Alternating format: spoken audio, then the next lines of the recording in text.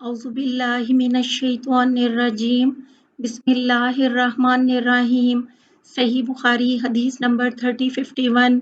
अय्यास बिन सलमा बिन अकू रज़ियल्लाहु अन्हु ने उनसे उनके बाप सलमा रज़ियल्लाहु अन्हु ने बयान किया कि नबी करीम सल्लल्लाहु अलैहि वसल्लम के पास सफ़र में मुशरिकों का एक जासूस आया। आप सल्लल्लाहु अलैहि वसल्लम ग़ज़वा हवाज़न के लिए तशरीफ़ ले जा रहे थे। वो जासूस सहाबा की जमात में बैठा, बातें की, फिर वो वापस चला गया। तो आप सल्लल्लाहु अलैहि वसल्लम ने फरमाया कि उसे तलाश करके मार डालो। चुनाचे उसे सलमा बिन अकू रज़ियल्लाहु अन्हु ने कत्ल कर दिया और आप सल्लल्लाहु अलैहि वसल्लम ने उसके हथियार और औजार कत्ल करने वाले को दिलवा दिए। सही बुखारी हदीस नंबर 3052। उमर रज़ियल्लाहु अन्हु ने वफ़ात से थोड़ी देर पहले फरमाया कि मैं अपने बाद आने वाले खलीफा को इसकी वसीयत करता हूँ कि अल्लाह ताला और उसके रसूल सल्लल्लाहु अलैहि वसल्लम का ज़िम्मियों से जो अहद है उसको वो पूरा करे और ये कि उनकी हमायत में उनके दुश्मनों से जंग करे और उनकी ताकत से ज़्यादा कोई बोझ उन पर ना डाला जाए। सही बुखारी हदीस नंबर 3053। इस बाब में हदीस नहीं है। सही बुखारी हदीस नंबर 3054। अब्दुल्ला बिन उमर रज़ियल्लाहु अन्हु ने बयान किया कि उमर रज़ियल्लाहु अन्हु ने देखा कि बाजार में एक रेशमी जोड़ा फ़रोख्त हो रहा है। फिर उसे वो रसूल अल्लाह सल्लल्लाहु अलैहि वसल्लम की खिदमत में लाए और अर्ज़ किया, या रसूल अल्लाह, ये जोड़ा आप खरीद लें और ईद और वफूद की मुलाकात पर इससे अपनी ज़िबाइश फरमाया करें। आप सल्लल्लाहु अलैहि वसल्लम ने फरमाया, ये उन लोगों का लिबास है जिनका आखिरत में कोई हिस्सा नहीं। या आपने ये जुमला फरमाया, इसे तो वही लोग पहन सकते हैं जिनका आखिरत में कोई हिस्सा नहीं। फिर अल्लाह ने जितने दिनों चाहा उमर रज़ियल्लाहु अन्हु खामोश रहे।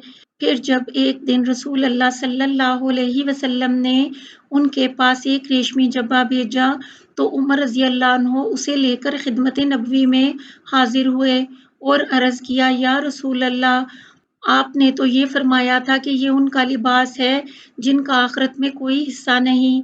या उमर रज़ियल्लाहु अन्हु ने आपकी बात इस तरह दोहराई कि इसे वही लोग पहन सकते हैं जिनका आखिरत में कोई हिस्सा नहीं, और फिर आपने यही मेरे पास अरसाल फरमा दिया। इस पर आप सल्लल्लाहु अलैहि वसल्लम ने फरमाया कि मेरे भेजने का मकसद ये था कि तुम इसे बेच लो, या फरमाया कि इससे अपनी कोई ज़रूरत पूरी कर सको। सही बुखारी हदीस नंबर 3055। अब्दुल्ला बिन उमर रज़ियल्लाहु अन्हु ने खबर दी कि नबी करीम सल्लल्लाहु अलैहि वसल्लम के साथ सहाबा की एक जमात जिनमें उमर रज़ियल्लाहु अन्हु भी शामिल थे, इब्ने सियाद यहूदी लड़का के यहाँ जा रही थी। आखिर बनु मग़ाला एक अंसारी कबीले के टीलों के पास बच्चों के साथ खेलते हुए उसे उन लोगों ने पा लिया। इब्ने सियाद बालिग होने के करीब था। उसे रसूल अल्लाह सल्लल्लाहु अलैहि वसल्लम की आमद का पता नहीं हुआ। आप सल्लल्लाहु अलैहि वसल्लम ने उसके करीब पहुंचकर अपना हाथ उसकी पीठ पर मारा और फरमाया, क्या तू इसकी गवाही देता है कि मैं अल्लाह का रसूल हूँ?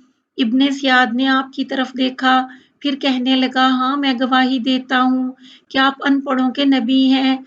इसके बाद उसने आप सल्लल्लाहु अलैहि वसल्लम से पूछा, क्या आप गवाही देते हैं कि मैं अल्लाह का रसूल हूँ? आपने इसका जवाब सिर्फ इतना दिया कि मैं अल्लाह और उसके सच्चे अंबिया पर ईमान लाया।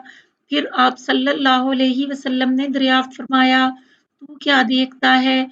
उसने कहा कि मेरे पास एक खबर सच्ची आती है तो दूसरी झूठी भी। आप सल्लल्लाहु अलैहि वसल्लम ने इस पर फरमाया कि हकीकत हाल तुझ पर मुश्तबा हो गई है।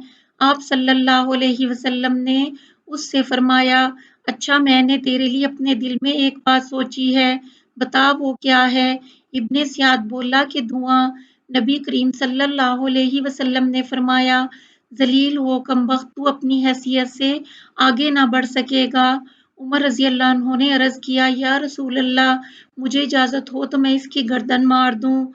लेकिन आप सल्लल्लाहु अलैहि वसल्लम ने फरमाया, अगर ये वही दज्जाल है तो तुम उस पर कादिर नहीं हो सकते, और अगर दज्जाल नहीं है तो उसकी जान लेने में कोई खैर नहीं।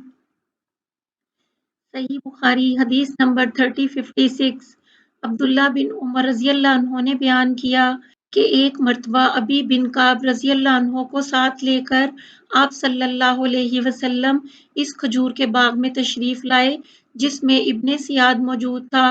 جب آپ صلی اللہ علیہ وسلم باغ میں داخل ہو گئے تو کھجور کے تنوں کی آڑ لیتے ہوئے آپ صلی اللہ علیہ وسلم آگے بڑھنے لگے۔ آپ چاہتے یہ تھے کہ اسے آپ کی موجودگی کا احساس نہ ہو سکے اور آپ اس کی باتیں سن لیں۔ ابن سیاد اس وقت اپنے بستر پر ایک چادر اوڑھے پڑا تھا اور کچھ گنگنا رہا تھا۔ اتنے میں اس کی ماں نے آپ صلی اللہ علیہ وسلم کو دیکھ لیا کہ آپ کھجور کے تنوں کی آڑ لے کر آگے آ رہے ہیں اور اسے آگاہ کر دیا کہ اے صاف یہ اس کا نام تھا۔ ابن سیاد یہ سنتے ہی اچھل پڑا۔ آپ صلی اللہ علیہ وسلم نے فرمایا اگر اس کی ماں نے اسے یوں ہی رہنے دیا ہوتا تو حقیقت کھل جاتی۔ صحیح بخاری حدیث نمبر 3057 عبداللہ بن عمر رضی اللہ عنہ نے بیان کیا کہ نبی کریم صلی اللہ علیہ وسلم نے صحابہ کو خطاب فرمایا۔ آپ نے اللہ تعالیٰ کی ثنا بیان کی جو اس کی شان کے لائق تھی، پھر دجال کا ذکر فرمایا اور فرمایا کہ میں بھی تمہیں اس کے فتنوں سے ڈراتا ہوں۔ کوئی نبی ایسا نہیں گزرا جس نے اپنی قوم کو اس کے فتنوں سے نہ ڈرایا ہو۔ نوح علیہ السلام نے بھی اپنی قوم کو اس سے ڈرایا تھا، لیکن میں اس کے بارے میں تم سے ایک ایسی بات کہوں گا جو کسی نبی نے اپنی قوم سے نہیں کہی، اور وہ بات یہ ہے کہ دجال کانا ہوگا اور اللہ تعالیٰ اس سے پاک ہے۔ صحیح بخاری حدیث نمبر 3058 اسامہ بن زید رضی اللہ عنہ نے بیان کیا کہ میں نے حجۃ الوداع کے موقع پر عرض کیا یا رسول اللہ کل آپ مکہ میں کہاں قیام فرمائیں گے؟ آپ صلی اللہ علیہ وسلم نے فرمایا عقیل نے ہمارے لیے کوئی گھر چھوڑا ہی کب ہے؟ پھر فرمایا کہ کل ہمارا قیام حنیف بن کنانہ کے مقام محسب میں ہوگا جہاں پر قریش نے کفر پر قسم کھائی تھی۔ واقعہ یہ ہوا کہ بنی کنانہ اور قریش نے یہیں پر بنی ہاشم کے خلاف اس بات کی قسمیں کھائی تھیں کہ ان سے خرید و فروخت کی جائے اور نہ انہیں اپنے گھروں میں آنے دیں۔ زہری نے کہا کہ خیف وادی کو کہتے ہیں۔ صحیح بخاری حدیث نمبر 3059 عمر بن خطاب رضی اللہ عنہ نے ہنی نامی اپنے ایک غلام کو سرکاری چراگاہ کا حاکم بنایا تو انہیں یہ ہدایت کی اے ہنی مسلمانوں سے اپنے ہاتھ روکے رکھنا، ان پر ظلم نہ کرنا اور مظلوم کی بد دعا سے ہر وقت بچتے رہنا کیونکہ مظلوم کی دعا قبول ہوتی ہے۔ اور ہاں ابن عوف اور ابن عفان اور ان جیسے امیر صحابہ کے مویشیوں کے بارے میں تجھے ڈرتے رہنا چاہیے، یعنی ان کے امیر ہونے کی وجہ سے دوسرے غریبوں کے مویشیوں پر چراگاہ میں انہیں مقدم نہ رکھنا کیونکہ اگر ان کے مویشی ہلاک بھی ہو جائیں گے تو یہ روثہ اپنے کھجور کے باغات اور کھیتوں سے اپنی معاش حاصل کر سکتے ہیں، لیکن گنے چنے اونٹوں اور گنی چنی بکریوں کا مالک غریب کہ اگر اس کے مویشی ہلاک ہو گئے تو وہ اپنے بچوں کو لے کر میرے پاس آئے گا اور فریاد کرے گا یا امیر المومنین یا امیر المومنین، تو کیا میں انہیں چھوڑ دوں گا؟ یعنی ان کو پالنا تمہارا باپ نہ ہو اس لیے پہلے ہی سے ان کے لیے چارے اور پانی کا انتظام کر دینا میرے لیے اس سے زیادہ آسان ہے کہ میں ان کے لیے سونے چاندی کا انتظام کروں۔ اور اللہ کی قسم وہ اہل مدینہ یہ سمجھتے ہوں گے کہ میں نے ان کے ساتھ زیادتی کی ہے کیونکہ یہ زمینیں انہی کی ہیں، انہوں نے جاہلیت کے زمانے میں اس کے لیے لڑائیاں لڑی ہیں اور اسلام لانے کے بعد بھی ان کی ملکیت کو بحال رکھا گیا ہے۔ اس ذات کی قسم جس کے ہاتھ میں میری جان ہے اگر وہ اموال گھوڑے وغیرہ نہ ہوتے جن پر جہاد میں لوگوں کو سوار کرتا ہوں تو ان کے علاقوں میں ایک بالش زمین کو بھی میں چراگاہ نہ بناتا۔ صحیح بخاری حدیث نمبر 3060 حذیفہ رضی اللہ عنہ نے بیان کیا کہ رسول اللہ صلی اللہ علیہ وسلم نے فرمایا جو لوگ اسلام کا کلمہ پڑھ چکے ہیں ان کے نام لکھ کر میرے پاس لاؤ۔ چنانچہ ہم نے 1500 مردوں کے نام لکھ کر آپ صلی اللہ علیہ وسلم کی خدمت میں پیش کیے۔ اور ہم نے آپ صلی اللہ علیہ وسلم سے عرض کیا ہماری تعداد 1500 ہو گئی ہے، اب ہم کو کیا ڈر ہے؟ لیکن تم دیکھ رہے ہو کہ آپ صلی اللہ علیہ وسلم کے بعد ہم فتنوں میں اس طرح گر گئے کہ اب مسلمان تنہا نماز پڑھتے ہوئے بھی ڈرنے لگا ہے۔